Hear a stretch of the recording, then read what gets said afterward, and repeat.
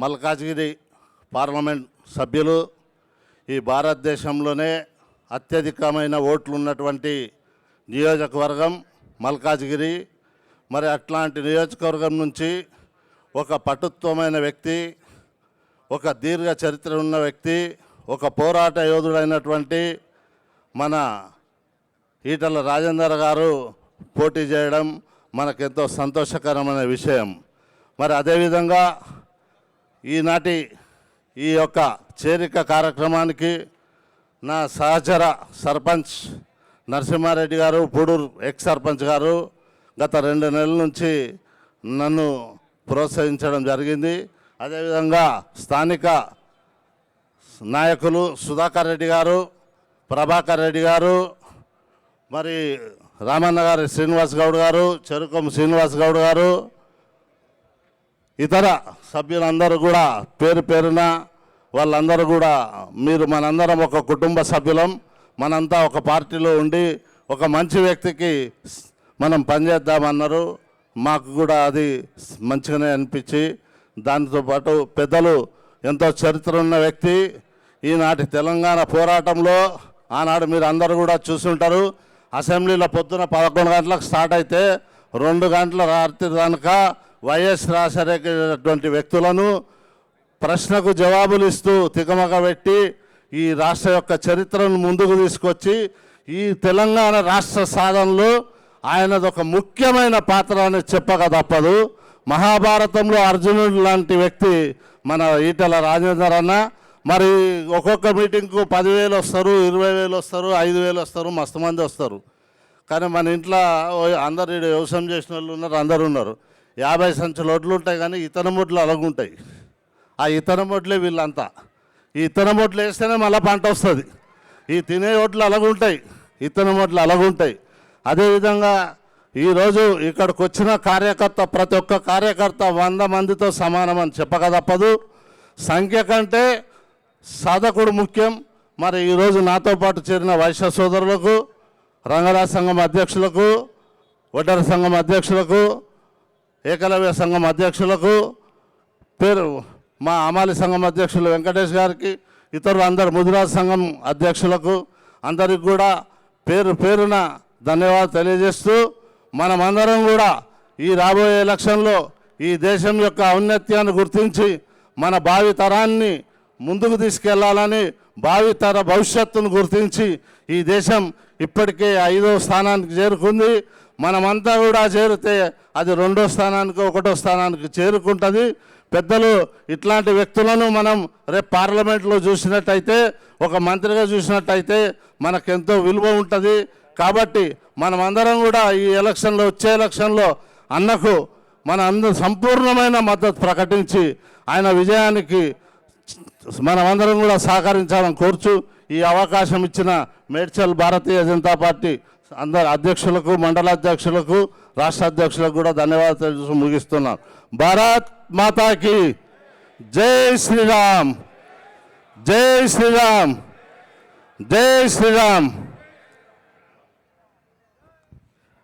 చాలామంది మాట్లాడేవారు ఉన్నారు. దయచేసి అందరూ కూడా వేదిక మీద ఉన్నటువంటి వాళ్ళందరూ కూడా క్షమించాలి. సమయాభావం వల్ల మీ అందరికీ కూడా అవకాశం ఇవ్వలేకపోతున్నాం. మరొక సందర్భంలో మీ అందరికీ కూడా తప్పకుండా మాట్లాడేటువంటి అవకాశం దొరుకుతుంది, కాబట్టి దయచేసి మన్నించాలి. కృష్ణగౌడ్ను వేదిక మీదకి రావాల్సిందిగా కోరుతా ఉన్నాను. పెద్దలు మనందరం ఎదురు చూస్తున్నటువంటి వ్యక్తి. ఎన్నికల కోడ్ సమయంలో సమయం ఏ రకంగా ఇంపార్టెంటు, మనకుండే రిస్ట్రిక్షన్స్ ఎట్లుంటాయో మీకు తెలుసు, కాబట్టి ఒకసారి మనం అర్థం చేసుకోవాలి. కాబట్టి పెద్దలు మాట్లాడడం చాలా ఇంపార్టెంటు.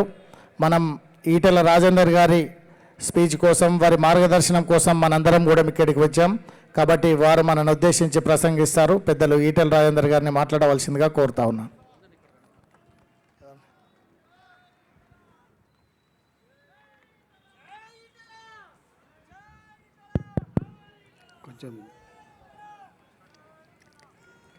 మా చిరకాల మిత్రులు, రాజకీయాలతో సంబంధం లేని నాడు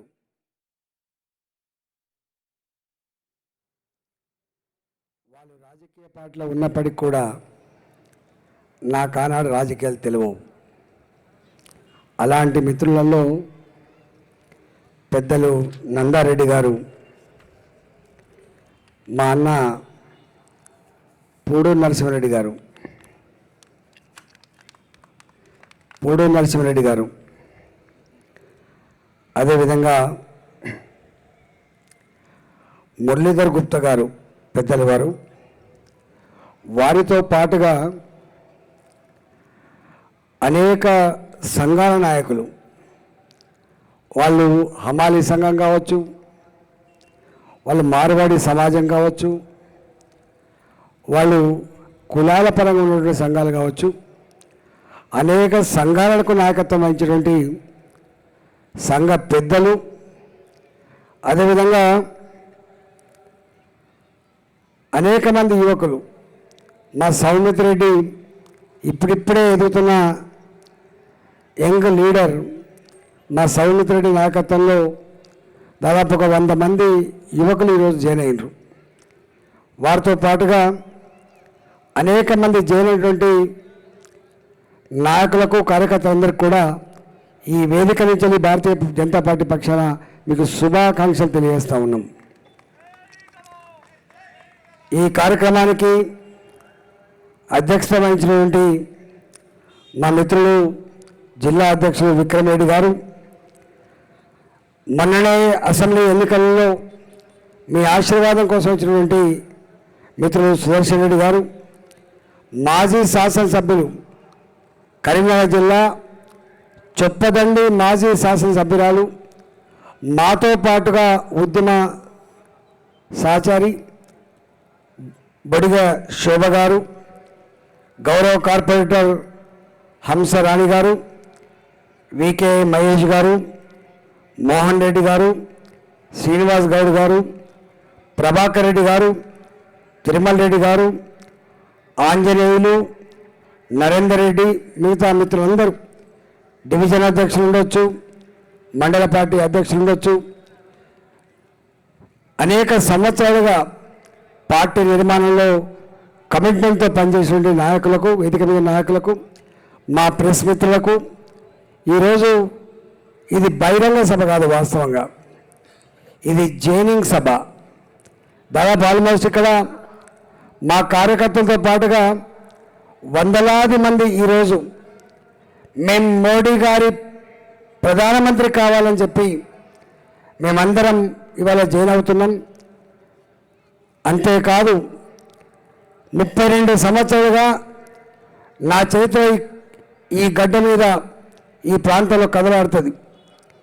మేము ఒక పోల్ట్రీ ఫార్మర్గా మీకు పరిచయం. ఆ తదుపరి 2002 నుంచి 2024 వరకు 22 సంవత్సరాల రాజకీయ చరిత్ర మీ కళ్ళ ముందు కదలాడుతుంది. ఆనాటి తెలంగాణ బిడ్డగా, రాష్ట్రం ఏర్పడిన తర్వాత తొలి ఆర్థిక మంత్రిగా ప్రపంచమంతా వణికిపోతున్న సందర్భంలో ఎప్పుడు ఏ మాయరోగం, ఏ కరోనా కబలిస్తుందో అని బిక్కుమంటూ ఆనాడు బతికినటువంటి జనానికి ఆరోగ్య శాఖ మంత్రిగా ఆ డిపార్ట్మెంట్కి నాయకత్వం వహించిన చరిత్ర కూడా మీకు అందరికీ తెలుసు. అందుకని నా వ్యక్తిగతమైన జీవితం గురించి అందరికంటే ఎక్కువ మీకు తెలుసు. నేను ఇవాళ 1992 32 సంవత్సరాల క్రితం మొట్టమొదటిగా నేను వచ్చిన గ్రామం యాంజాల గ్రామం. ఇవాళ స్థిరపడ్డ గ్రామం పూడూరు గ్రామం అనే విషయం మీకు తెలుసు. అది ఇలా మేడ్చల్ మండలంలో ఉంటుంది. అది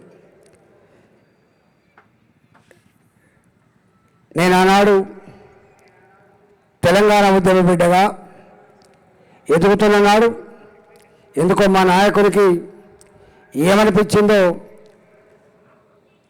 ఓ చిల్లర ఆరోపణ చేసి బయటికి పంపించిండు. బయటికి పంపించినప్పుడు నేను చెప్పిన, నువ్వు పంపించిన విధానం మంచిదైతే నీకే ప్రజలకు పట్టం కడతారు, నువ్వు పంపించిన విధానం తప్పైతే నేను బొందబెడతానని చెప్పి ఆనాడు నేను ఛాలెంజ్ చేసినాడు. ఈటల రాజేంద్ర నేను ఆత్మగౌరవం కోసం బతికిన వాడిని. తెలంగాణ ఉద్యమంలో నన్ను ఆశ్రయించి గెలిపించినప్పుడు అనేక మంది ఆనాడు అమ్ముడుపోయినప్పటికి కూడా అనేక మంది అవసరాల కోసం పార్టీని మారినప్పటికి కూడా నాకు ఈ పదవి వచ్చింది తెలంగాణ ఉద్యమ పుణ్యం వల్ల వచ్చింది తప్ప ఈ పదవి మా అమ్మ ఇవ్వలేదు, ఈ పదవి మా నాన్న ఇవ్వలేదు, ఈ పదవి కొనుక్కుంటే దొరికే సరుకు కాదని చెప్పి తెలంగాణ ఉద్యమ పుణ్యమా అని చెప్పి నేను ఇక్కడ ఈ స్థాయికి వచ్చిన నేను చిదకంట తెలంగాణ రాష్ట్ర ఏర్పాటు కోసం కమిట్మెంట్తో ఉండే బిడ్డగా ఉంటా అని చెప్పి ఆమె ఛాలెంజ్ చేసి బతికిన బిడ్డను. ఇంతమంది మా నందారెడ్డి గారు చెప్పినట్టుగా, మా గుప్తా గారు చెప్పినట్టుగా 3 ముఖ్యమంత్రులతో ఆనాడు కొట్లాడిన ఆనాటి ఆ అసెంబ్లీలో మేము మాట్లాడిన మాటలన్నీ కూడా మీ గుండెలో సజీవంగా ఇప్పటికి ఉంటాయి, మీ సెల్ ఫోన్లో కొడితే ఇప్పటికి కూడా వస్తాయి. అలాంటి ఆత్మగౌరవ ప్రతీకగా బతికిన నన్ను ఏం చేసిందో మీరు చూసిండు.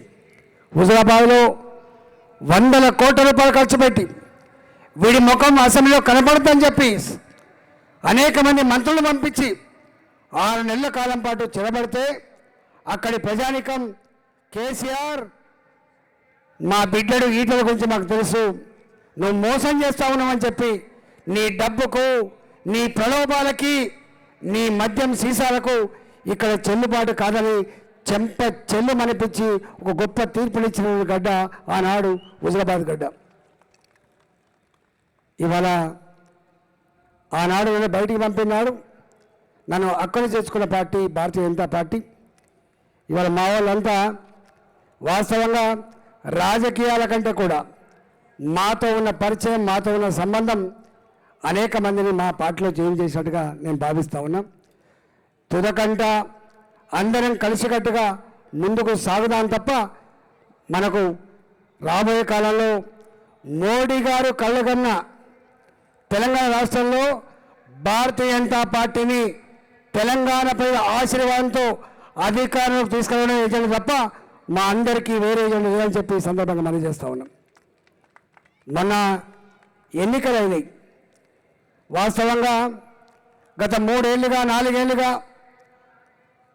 టీఆర్ఎస్ పార్టీకి వ్యతిరేకంగా, వాళ్ళ అక్రమాలకు వ్యతిరేకంగా పోరాడిన పార్టీ భారతీయ జనతా పార్టీ, అన్ని విషయాలు కొట్లాడిన పార్టీ భారతీయ జనతా పార్టీ. ఆనాడు ఎక్కడ ఎన్నికలు జరిగినప్పటికి కూడా ఆ ఎన్నికల్లో అది మున్సిపాలిటీ ఎన్నికలు కావచ్చు, అది హుజరాబాద్ ఎన్నిక కావచ్చు, దుబ్బాక ఎన్నిక కావచ్చు, ఇవాళ వరంగల్, కరీంనగర్, ఖమ్మం ఎన్నికలు కావచ్చు, ఎక్కడ ఎన్నికలు జరిగినా భారతీయ జనతా పార్టీ మాత్రమే గెలిచింది తప్ప ఆనాడు కాంగ్రెస్ పార్టీ ఎక్కడ గెలిచిన చరిత్ర లేదు.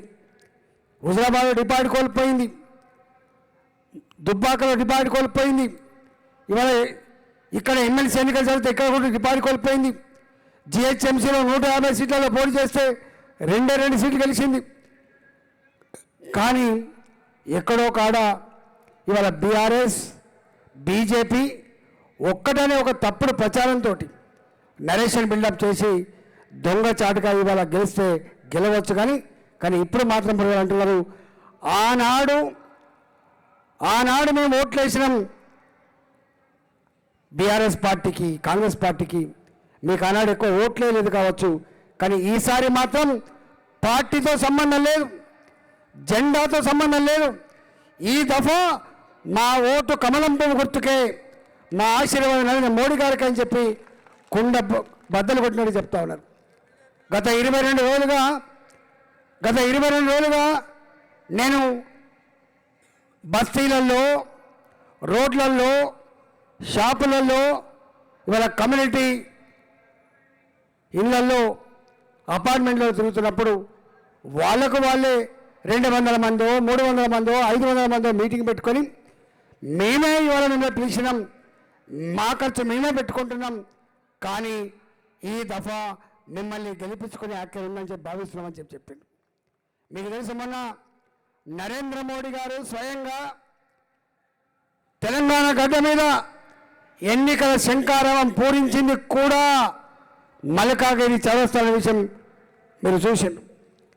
వారు బేగంపేట ఎయిర్పోర్ట్ నుంచి వచ్చినప్పుడు అటువైపు ఇటువైపు వేలాది మంది వారి స్వాగతం పలికిండ్రు. వారు అనుకున్నారట, అయ్యో మంది ఇంకా చేరినట్టున్నది, మొత్తం ప్రజలంతా ఇక్కడనే ఆగిపోయి చెప్పి అనుకున్నారట. కానీ అసలు ప్లేస్కి వచ్చేటప్పటికే వారికి అర్థమైపోయింది, లక్షల మంది జన ప్రభంజనం చిన్న పిల్లల్ని భుజాన్ని ఎత్తుకున్నటువంటి తల్లులు కావచ్చు, ఇవాళ 80 సంవత్సరాల వరకు ఉన్న ముసలి వాళ్ళు కావచ్చు, మోడీ గారి ర్యాలీకి వచ్చి స్వాగతం పలికి ఆశీర్వించమనే కాదు, మోడీ గారు మేమంతా మీ వెంట ఉంటామన్నటువంటి ఆ బలమైన నినాదం ఇవాళ మోడీ గారికి ఒక స్ఫూర్తినిచ్చింది, మోడీ గారికి ఒక కొత్త ప్రేరణిచ్చింది. అందుకేనేమో వారు తెల్లారి నాగర్ కర్నూలులో మీటింగ్, అంతకంటే తర్వాత జగిత్యాల మీటింగ్ జరిగితే నేను ఎన్నటికీ మల్కాజిగిరి ప్రజల ఆ ఆశీర్వాదాన్ని, ఆ ప్రేమని నేను మరవలేనని చెప్పి పదే చెప్పాడు. ఆ సభ తర్వాత, ఆ ర్యాలీ తర్వాత తెలంగాణలో ఈ గడ్డ మీద ఈ దఫా 17 పార్లమెంట్ స్థానాలు ఉంటాయి. అన్ని స్థానాల్లో ఇవాళ పోటీ పడగలిగే శక్తి, సత్తా భారతీయ జనతా పార్టీకి మాత్రమే ఉన్నది. ఎక్కడ సర్వేలు చూసినప్పటికీ కూడా 12 సీట్ల పైబడి భారతీయ జనతా పార్టీ గెలుస్తుందనేటువంటి ఇవాళ రిపోర్ట్స్ వస్తున్న విషయం మీ అందరికీ తెలుసు. నేను అంటున్నా, నా అనుభవంలో 2006లో కరీంనగర్లో ఎన్నికలు చూసినాం. ఆనాడు అధికారం అంతా ఒక దిక్కున్నది, డబ్బంతా ఒక దిక్కున్నది, ధర్మం మరోవైపున్నది. సైలెంట్గా ఉన్నారు ప్రజలంతా కూడా. ఆనాడు తెలంగాణ ఆత్మగౌరవ బావుట గెలిపించాలని చెప్పి నిర్ణయం తీసుకుంటే 2,06,000 మెజార్టీ ఇచ్చి కరీంనగర్ ఎట్లా గెలిపించిన మీరు చూసింది. ఆనాడు చూసిన నేను పార్టీకి అంత బలం లేదు, క్యాడర్ లేదు, నాయకులు లేరు, ఉన్న నాయకులు ఉన్న క్యాడర్ అంతా అమ్ముడు పోయిండు. కానీ ప్రజలే కథానాయకులై వాళ్ళంతా వాళ్ళు ఓట్లేసి గెలిపించే చరిత్ర కరీంనగర్ 2006లో చూసిన నేను. ఇవాళ కూడా కనపడేది మా కార్యకర్తల, మా నాయకుల, పార్టీ యాక్టివిటీ కనబడేది 30% 40% అయితే unseen support from various sections, ఇవాళ వివిధ వర్గాల సపోర్ట్ అనేది కనపడకుండానే చాప కింద నీరులాగా భారతీయ జనతా పార్టీ గెలిపించే పనిచేస్తున్న విషయం రేపు తెలుస్తుంది. నేను అందుకని మా వాళ్ళకి అంటున్నాను, ఇక్కడ గ్రౌండ్లో సభ పెడతామంటే పెట్టండి సార్, తప్పకుండా వస్తారు చెప్పినాం. ఇవాళ వేలాదిగా ఇక్కడ తరలి వచ్చింది. ఎందుకు ఇవాళ భారతీయ జనతా పార్టీకి ఓటేయాలని చెప్పి అనుకుంటాను, ఎందుకు 3వసారి నరేంద్ర మోడీ గారికి ఓటేయాలని చెప్పి అనుకుంటాను. దానికి అనేక కారణాలు ఉన్నాయి, వివరిస్తే గంట సరిపోదు. 2014 ఎన్నికల కంటే ముందు నరేంద్ర మోడీ గారిని భారతీయ జనతా పార్టీ గుజరాత్ ముఖ్యమంత్రిగా 12 సంవత్సరాలు చేసే అనుభవం దృష్ట్యా ఈ దేశానికి భారతీయతనే బాగుండని చెప్పి అనౌన్స్ చేసినాడు. మొట్టమొదటిగా అడుగుపెట్టిన గడ్డ తెలంగాణ గడ్డ హైదరాబాద్ ఎల్బీ స్టేడియంలో మొట్టమొదటి మీటింగ్ జరిగింది. ఆ మీటింగ్లో వేలాది మంది తరలి వచ్చి మోడీ గారు నీ వెంట మేము ఉంటామని చెప్పి ఆనాడు భాషలు చేసింది. వారు ఎప్పుడు పదే చెప్తా ఉంటారు, తెలంగాణ గడ్డ మీద దొరికిన ఆశీర్వాదం పుణ్యమా అని చెప్పి నీ దేశానికి ప్రధానమంత్రి కాగలిగినా నా దేశాన్ని సేవ చేస్తున్నానని చెప్పి పదే చెప్తా ఉంటారు. అంతకుముందు సంకీర్ణ రాజకీయాలు తప్ప స్థిరమైన ప్రభుత్వాలు లేవు. ఏ పార్టీకి ఆ పార్టీ అటుగుంజుడు ఇటుగుంజుడు, మంత్రులే స్వయంగా జైళ్ళలోకి పోయిన చరిత్ర చూసినాం. మనం ఐఏఎస్ ఆఫీసర్లు జైల్లోకి పోయిన సందర్భం చూసినాం. కోల్ స్కామ్లతో, 2G స్కామ్లతో, బోఫర్ స్కామ్లతో ఎక్కడ చూసినా భారత జాతి తరలించుకునే పరిస్థితి తప్ప ఇవాళ ఎప్పుడు ఏ ప్రభుత్వం ఉంటుందో, ఎప్పుడు కూలిపోతున్న పరిస్థితుల్లో నరేంద్ర మోడీ గారికి భారతీయ జనతా పార్టీకి 300 పైసలకు సీట్లు ఇచ్చి స్థిరమైన ప్రభుత్వానికి అంకురార్పణ చేసింది భారత జాతి 2014లో. 5 ఏళ్ళు పరిపాలించిన తర్వాత 2019లో మళ్ళీ ఆశీర్వాదం కోసం వస్తే మరింత మెజార్టీ సీట్లు పెంచి కేవలం భారతీయ జనతా పార్టీకి మాత్రమే 303 సీట్లు ఇచ్చి భారతీయ జనతా పార్టీ మిత్ర పక్షాలకు కలిపి 330 పైసలకు సీట్లు ఇచ్చి ఒక స్థిరమైన ప్రభుత్వానికి తెరలేపింది భారత జాతి. ఇవాళ ఏమంటున్నారు మోడీ గారు, 10 సంవత్సరాల నా పరిపాలన తర్వాత మీకు నచ్చితే 400 సీట్లు ఇచ్చి గెలిపించమని చెప్పి కోరుతున్నాడు. అప్కి బార్ 400 పార్ అనే ఇచ్చింది. దానికి దేశమంతా జేజేలు పలుకుతా ఉంది. మా మోడీ గారికి సాటి వచ్చే మనిషి ఎవరు లేరని చెప్పి ఇవాళ పలుకుతూ ఉన్నారు. ఇవాళ మోడీ గారు మొన్ననే భారత జాతి ఆరాధించే దైవం ఇవాళ శ్రీరాముని ఆలయం అయోధ్య 500 ఏళ్ల క్రితం నాడు మన ఆనవాళ్ళు లేకుండా, మన సంస్కృతి లేకుండా, మన సాంప్రదాయం లేకుండా అయోధ్యలో ఆలయాన్ని విధ్వంసం చేస్తే అనేక మంది పోరాటం చేసిండ్రు, అనేక మంది చనిపోయిండ్రు. కానీ ఎవరు కూడా శిలాన్యాసం చేసింది తప్ప, మాటలు చెప్పింది తప్ప భారత జాతి సంస్కృతిని సాంప్రదాయాన్ని ఇవాళ నిర్మించిన పాపాన పోలేదు. కానీ మోడీ గారు అతి తక్కువ కాలంలో అయోధ్యలో రామ మందిరం నిర్మించి భారత జాతికి ప్రతి ఇంటికి ఆ రాముని తలంబ్రాలు పంపించి ఇవో భారతీయ సంస్కృతికి ఇదని చెప్పి కాపాడిన బిడ్డ నరేంద్ర మోడీ అని చెప్పి మనం మర్చిపోవద్దు. జమ్మూ అండ్ కాశ్మీర్లో బాంబుల పేరుని రోజు ఉండదు, తుపాకుల పేరుని రోజు ఉండదు. ఇవాళ బుల్లెట్ల గాయాలతో సైనికులుగా అక్కడి పౌరులుగా దవాఖానకు వస్తే అనేక మంది చనిపోయిన ఉదంతాలు ఉన్నాయని చెప్తా ఉన్నారు. కానీ ఇవాళ జమ్మూ అండ్ కాశ్మీర్ గురించి ఆనాటి ఐక్యరాజ్య సమితిలో కావచ్చు, ప్రపంచ వేదికమే కావచ్చు, ఎవడు మాట్లాడడానికి వీల్లేదు. జమ్మూ అండ్ కాశ్మీర్ భారత్లో భాగమే అని చెప్పడమే కాకుండా ఒకే దేశం ఒకే చట్టాన్ని అమలు చేస్తామని చెప్పి ఇవాళ బుల్లెట్ల గాయాలు లేని, బాంబుల పేర్లు లేనటువంటి జమ్మూ అండ్ కాశ్మీర్ని భారత్లో భాగం చేసిన ఘనత కూడా ఇవాళ నరేంద్ర మోడీ గారికి దక్కిన విషయం మనం మర్చిపోవద్దు. మొన్న రష్యా ఉక్రెయిన్ యుద్ధం మొదలైంది.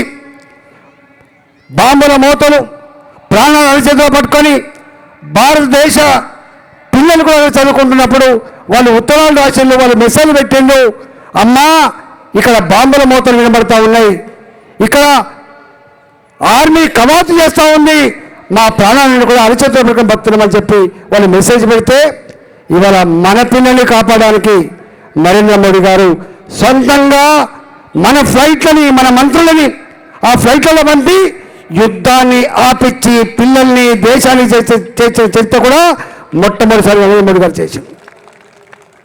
మీరు మనం చూసిండు భారత జాతి బిడ్డ అభినందన ఆయన పేరు. మాతృభూమిని కాపాడడానికి శత్రు దేశం మీద పోతే ప్రమాదవశాత్తు వాళ్ళు చిక్కిపడితే ఎట్లా హింస పెట్టినా చూసిండ్రు. ఆ సన్నివేశాన్ని మోడీ గారు చూసి స్వయంగా 24 గంటలు టైం ఇస్తున్నా నా అభినందన కోసం 140 కోట్ల ప్రజలు భారతదేశంలో ఎదురు చూస్తున్నారు, ఖబర్దార్ అని చెప్పి హెచ్చరించిండు. 24 గంటల్లో అభినందన్ను దేశానికి తీసుకొచ్చి భారత వైపు కన్నెత్తి చూస్తే ఖబర్దార్ అని చెప్పి హెచ్చరించిన నాయకుడు నరేంద్ర మోడీ గారు. ఇవాళ ఒకప్పుడు భారతదేశం అంటే పేద దేశం, ప్రపంచ బ్యాంకు దగ్గర మోకరిన దేశం, ప్రపంచ బ్యాంకు దగ్గర అప్పులు తీసుకున్న దేశం అని చెప్పి పేరుండేది. డెవలప్మెంట్ కావాలంటే వరల్డ్ బ్యాంక్, డెవలప్మెంట్ కావాలంటే ఏషియన్ డెవలప్మెంట్ బ్యాంక్. కానీ ఇక్కడ నరేంద్ర మోడీ గారు వచ్చిన తర్వాత ఎవరి దగ్గరికి దేయ్యని అడుక్కునే అక్కడ లేకుండా జిఎస్టీ ట్యాక్స్ని తీసుకొచ్చి 73,000 74,000 ఆదాయాన్ని నెలకు 2 లక్షల కోట్లకు పెంచి ఇవాళ 47 లక్షల బడ్జెట్తో ప్రపంచంలో 2014లో 11వ స్థానం ఉన్న ఆర్థిక వ్యవస్థని 5వ స్థానం తీసుకొచ్చి ఇవాళ ప్రపంచంలో గొప్ప దేశంగా తీర్చిదిద్దిన ఘనత కూడా మోడీ గారికి దక్కింది. మనం మోడీ గారు అంటున్నారు, నాకు మళ్ళీ అధికారం ఇవ్వండి, ఈ దేశ ఆర్థిక వ్యవస్థని 3వ స్థానంలో పెడతా అని చెప్పి ఛాలెంజ్ చేస్తాను. ఇలా మనం చూసినాం, ఒకప్పుడు కొన్ని మాటలు నినాదాలు మాత్రమే, కానీ ఇవాళ మాట అది ఆచరణ. మేనిఫెస్టోలో పెట్టిన అంశాలే కాకుండా, హామీలు ఇచ్చిన అంశాలు మాత్రమే కాకుండా హామీలు ఇవ్వని అంశాలు కూడా పరిష్కరించి దేశ ప్రజల చేత గీనెమా మోడీ అని చెప్పేటువంటి ఆ కీర్తిని పొందండి మోడీ గారు.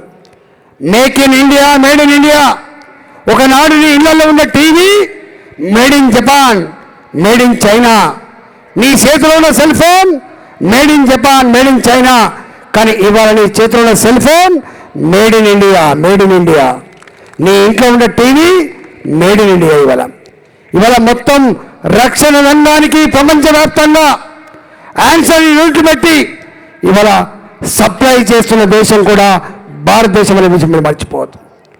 ఇవన్నీ ఒక ఎత్తు అయితే కరోనా వచ్చింది. ఇవాళ ఈ రోడ్డు సజీవ సాక్ష్యం మేడ్చల్ రోడ్డు. చచ్చిపోతే నా ఊళ్ళో చచ్చిపోవాలి, నా కుటుంబ సభ్యుల మధ్య చచ్చిపోవాలి.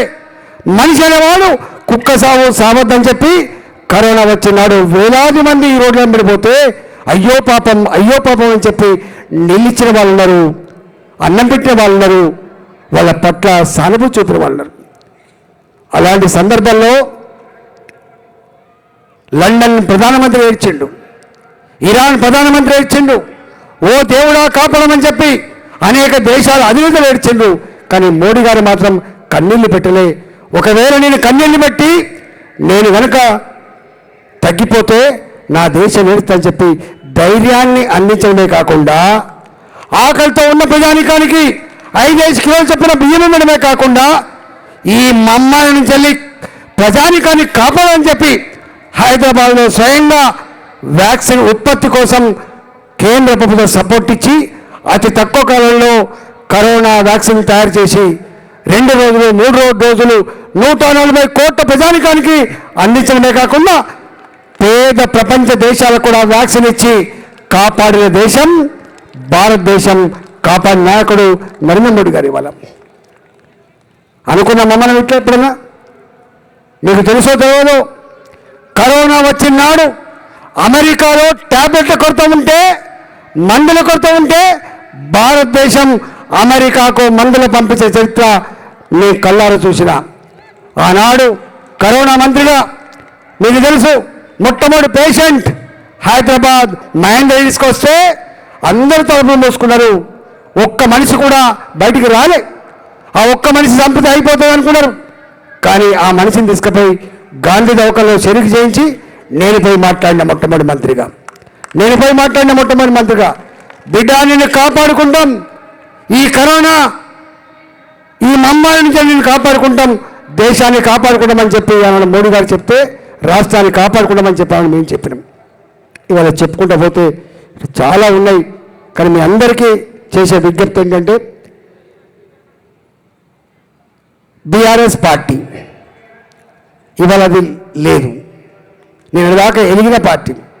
నేను అసెంబ్లీలో మళ్ళీ 20 ఏళ్ళు మాదే అధికారం అని చెప్పిన పార్టీ. అసెంబ్లీలో మాట్లాడితే మాలాంటి వాళ్ళు ఏదైనా ప్రశ్న వేస్తే మా గొంతులు నొక్కి మమ్మల్ని బయటికి పంపించిన పార్టీ. అన్నిట్లో నంబర్ వన్ అని చెప్పి 2 గంటల ఉపన్యాసం ఇచ్చి మనల్ని అదరగొట్టిన పార్టీ. ఇవాళ దాని మీద పోటీ చేయడానికి కూడా ఎవరు సిద్ధంగా లేరు. నేను దాకా అన్ని అనుభవించిన వాళ్ళు ఇవాళ ఎట్లా బయటికి పోతున్నా మీరు చూస్తూ ఉన్నారు. నాలాంటివన్నీ బయటికి రాలే, నాలాంటివన్నీ బయటికి వెళ్ళగొట్టబడ్డా. కానీ అన్నీ అనుభవించే వాళ్ళు ఇవాళ ఒక్కొక్కరు జారుకుంటున్నారు. ఇవాళ అది ఇక్కడ అధికారం లేదు. ఇక్కడ అధికారం కనుక ఉంటే కేసీఆర్ మళ్ళీ ఏమంటుండే, మీరు మాకే ఓటేయాలి, పార్లమెంట్లో కొట్టాడే సత్తా ఇవ్వాలి, మీరు వాళ్ళకెత్తే వీళ్ళకెత్తే మోరులేసినట్టే అని చెప్పేవాడు కేసీఆర్. కానీ వాళ్ళు చెప్తారా, అడుగుతారా? అట్లా ఇవాళ అడగల. ఆ పార్టీకి ఓటేస్తే ఇవాళ అది వేస్ట్ అయిపోతుందని చెప్పి భావిస్తాను. అందుకే మమకారం ఉంటే ఉండవచ్చు కాక, గత సంబంధం ఉంటే ఉండొచ్చు కాక, కానీ అక్కడ ఓటు వేస్తే అది చెల్లని ఓటుగా పోయే ప్రమాదం ఉంది, అర్థం లేని ఓటుగా పోయే ప్రమాదం ఉంది. కేసీఆర్ భాషలో చెప్పాలంటే మురికికాయలు వేసినట్టు. కాబట్టి బీఆర్ఎస్ పార్టీకి సరి ఓటు వేయద్దు. కాంగ్రెస్ పార్టీ మీకు తెలుసు 10 ఏళ్ళు అవుతుంది. మోడీ గారికి రాహుల్ గాంధీకి పోలిక ఉందా అని? ఉందా పోలిక? నక్కకు నాగలోకానికి ఉన్నంత తేడా. ఈ 10 ఏళ్లలో ఏ మంత్రి అయినా మనం తలదించుకునే పని చేసిందా? ఏ ఐఏఎస్ ఆఫీసర్ అయినా జైలుకు పోయిందా? ఇవాళ వారు ఒక మాట అంటే ఇవాళ కాకపోతే రేపు, రేకపోతే ఎల్లుండి there high Magar Antera Nahi high. Modi గారి ఆయంలో ఆలస్యం అవుతుండొచ్చు, కానీ చెప్పిన మాట అమలు చేసే వ్యక్తి నరేంద్ర మోడీ గారు, గుర్తుపెట్టుకోండి. ఇవాళ కాంగ్రెస్ పార్టీ ఏమంటానైనా, నేను ఇచ్చిన హామీలన్నీ అమలు కావాలంటే 17 సీట్లు గెలిపించమని కోరుతాను. ఏం చేస్తారు? 17 సీట్లు గెలిపిస్తే పార్లమెంటుకు పోతారు. ఏం చేస్తారు వీళ్ళు పార్లమెంటుకు పోయి? ఆనాడు నన్ను అన్నారు రాజశేఖర రెడ్డి, పట్టుమని సీటు గెలవే కదా రాజేంద్ర అని. ఇవాళ నేను అడుగుతున్నా కాంగ్రెస్ పార్టీ, ఎంతమంది గెలుస్తారు మీరు? అక్కడ ఎంతమంది పార్లమెంట్కి పోతారు? మీరు ఏం కొట్లాడతారు మీరు?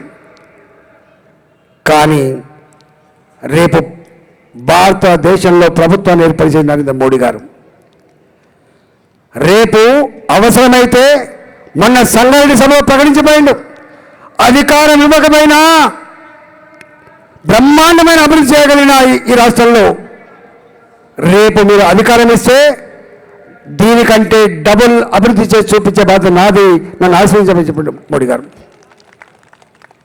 ఇవాళ మనం నడుస్తున్న ఈ రోడ్డు కేంద్ర ప్రభుత్వం, అటు పక్కకున్న రోడ్డు వరంగల్ రోడ్డు కేంద్ర ప్రభుత్వం, అటు పక్కకున్న విజయవాడ రోడ్డు కేంద్ర ప్రభుత్వం. ఇవాళ నేషనల్ హైవేస్ విషయంలో, ఎయిర్పోర్ట్ల నిర్మాణం విషయంలో ఇవాళ సాటి రాదు. గతంలో 11 కిలోమీటర్ల రోడ్లు వేస్తే రోజుకు 28 కిలోమీటర్ రోడ్ వేస్తుంది నరేంద్ర మోడీ గారి ప్రభుత్వం. అందుకే ఇలా ఈ ప్రభుత్వం ఇవాళ దీన్ని ఎదుర్కోగలిగే సత్తా కాంగ్రెస్ పార్టీకి ఉందా? ఈయన 6 గ్యారెంటీ పెట్టా 66 హామీలు ఇచ్చాడు. నేను అంటున్నా 100 రోజులు అయింది కాబట్టి ఇప్పుడే మేము అడగద్దని చెప్పి అడుగుతలేం. 6 నెలల తర్వాత పక్కా అడుగుతాం, 2 లక్షల రుణమాఫీ చేస్తావా లేదా బిడ్డ? ఎందుకు హామీ ఇచ్చాయని చెప్పి అడిగేది వస్తుంది. మళ్ళీ అలా ఎట్లా కొట్లాడిండో ఇవాళ మళ్ళీ ఈటల రాజేందర్ ఈ ప్రభుత్వం మీద అట్లే కొట్లాడే ఆస్కారం ఉంటుంది. ఇక్కడ కొట్లాడుతా అక్కడ మోడీ గారి దగ్గర మాత్రం దరఖాస్తు లేకుండా, అయ్యా మా రాష్ట్రానికి అభివృద్ధికి నిధులు ఇవ్వమని చెప్పి అడిగే బాధ్యత నాది. ఈయన అంటాడు, మొన్న ముఖ్యమంత్రి ఇక్కడికి వచ్చి ఏమనిపోతుండే, ఈ ఈటల రాజేందర్కు మేడిచల్కి ఏం సంబంధం అన్నమాట? ఏం సంబంధం ఈటల రాజేందర్కు నాకు? అరే నాకు ఇక్కడ ఇల్లు వాకిలు ఉన్నది, నాకు ఒక్క ఊళ్ళో లేదు, ఒక 5-6 ఊళ్ళలో ఉన్నాయి ఇల్లు వాకిలు ఇక్కడ. మరి నీకేముందని వచ్చినావా ఇక్కడికి? ఏముందని వచ్చినావు? ఏదో అప్పుడేదో ప్రజల పక్షాన ఉంటామని, 4 మాటలు మాట్లాడతామని, అక్కడ కేసీఆర్ పట్టుబట్టి ఓడగొట్టిందని చెప్పి నీకు అలానే పాపం అంటే ఇది నా పార్లమెంట్ సీట్ అంటాడు. ఒక నీ పార్లమెంట్ సీట్ నిజమే అయితే ఎందుకు ఓడిపోయినా 7 సీట్లు? ఈయన పార్లమెంట్ పైన ఒక్క ఎమ్మెల్యే గెలిచిండా? మరి ఎందుకే? నడవంతరపు సిరి మంచిది కాదు. మనం అధికారం రాగానే ఏది పడితే అది మాట్లాడితే నడవదు. పోనీ మరి ఇక్కడ కన్నా ఇచ్చినాడు, అది కూడా ఏమంటున్నది ఇక్కడ. మరి మలకాయి పార్లమెంట్కి ఇక్కడ ఇచ్చిండా? నేనంటేనో బయట అన్నీ ఓకే, కానీ వాళ్ళు ఇచ్చింది ఎవరికి? ఇవాళ నేను పోతే కలిసిపోయే మట్టి, నా మట్టి యాంజాల్లో ఉన్నది. నా మట్టి నేను ఒకవేళ పోతే నేను కలిసిపోయే మట్టి నా యాంజాల్లో ఫిక్స్ చేసుకున్నాను నేను నా తోట్ల. ఇవాళ బీఆర్ఎస్ 4 మార్చింది, కాంగ్రెస్ పార్టీ కూడా 4 మార్చింది. ఫస్ట్ క్యాండిడేట్ ఎవరు? సెకండ్ క్యాండిడేటు, 3వ క్యాండిడేటు, అందరినీ సూత్రాలన్న 200 కోట్లు పెట్టినోడు, 300 కోట్లు పెట్టినోడు. ఈ మలకాయిలో పైసలు నడతాయి, మధ్య నడుస్తుందా? మలకాయిలో మధ్య నడుస్తుందా? మలకాయి డబ్బు నడుస్తుందా? డబ్బు నడిచే నిజమైతే 2019 గెలుస్తాడా ఆయన? ఆనాడు అయ్యో పాపం మాట్లాడే వాళ్ళు ఉన్నారని చెప్పి గెలిపించుకున్నది. ఇవాళ ఇక్కడ మల్కాజ్గిరి పార్లమెంట్లో మద్యానికి డబ్బుకు ఆస్కారం లేదు, ఆత్మగౌరవానికి ఆస్కారం ఉన్న గడ్డ మల్కాజ్గిరి పార్లమెంట్ సీట్. ఇక్కడ ఇది మినీ ఇండియా.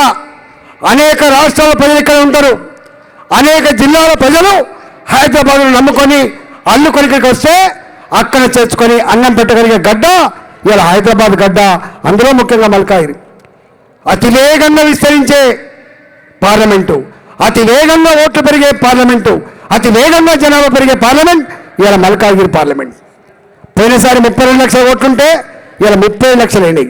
రేపు మళ్ళా పార్లమెంట్ ఎన్నికలు వస్తే 40 లక్షల ఓట్లు అయితే 40 లక్షల ఓట్లు అయితే ఈ రాష్ట్రంలో 2 పార్లమెంటుకు సమానంగా ఉండేటువంటి పార్లమెంట్ మల్కాజ్గిరి పార్లమెంటు. 15 నియోజకవర్గాలకు 15 అసెంబ్లీ నియోజకవర్గాల్లో ఎన్ని ఓట్లు ఉంటాయో గన్ని ఓట్లు కలిగిన నియోజకవర్గం ఇలా మల్కాజ్గిరి నియోజకవర్గం. కాబట్టి నేను మీ అందరికీ ఒకటే విజ్ఞప్తి చేస్తున్నా, మీరు విజ్ఞులు ఆలోచన పనులు కాబట్టి మీకు మీరుగా ఎవరికి వాళ్ళుగా ఇవాళ మీరు చేయలేండి. కాబట్టి రేపు మే 13వ తారీఖు నాడు బూతులలో కాపులు మనమే కాసుకొని ప్రచారం మనమే చేసుకొని మన ఓటు మనకేసుకొని నరేంద్ర మోడీ గారిని మళ్ళీ భారత ప్రధానమంత్రిని చేయడానికి లుంబిని పార్కు బాంబుల మోతలు, దిల్సుఖ్నగర్ బాంబుల మోతలు, సాయిబాబా గుడి దగ్గర తెగిపడ్డ కంటాను చిందిన రక్తం లేకుండా ఉండాలంటే, దేశం సుభిక్షంగా సురక్షితంగా పురోగమించాలంటే, శాంతి వెళ్ళి విరియాలంటే మోడీ గారు మాత్రమే దానికి పరిష్కారం. కాబట్టి ఇవాళ మనందరం కూడా నరేంద్ర మోడీ గారిని, భారతీయ జనతా పార్టీని కమలం పువ్వు గుర్తులు నన్ను గెలిపించాలని చెప్పి కోరుకుంటూ సెలవు తీసుకున్నా. జై తెలంగాణ, జై తెలంగాణ, భారత్ మాతాకి, భారత్ మాతాకి, భారత్ మాతాకి, జై శ్రీరామ్, జై శ్రీరామ్, నరేంద్ర మోడీ గారి నాయకత్వం. ధన్యవాదాలు.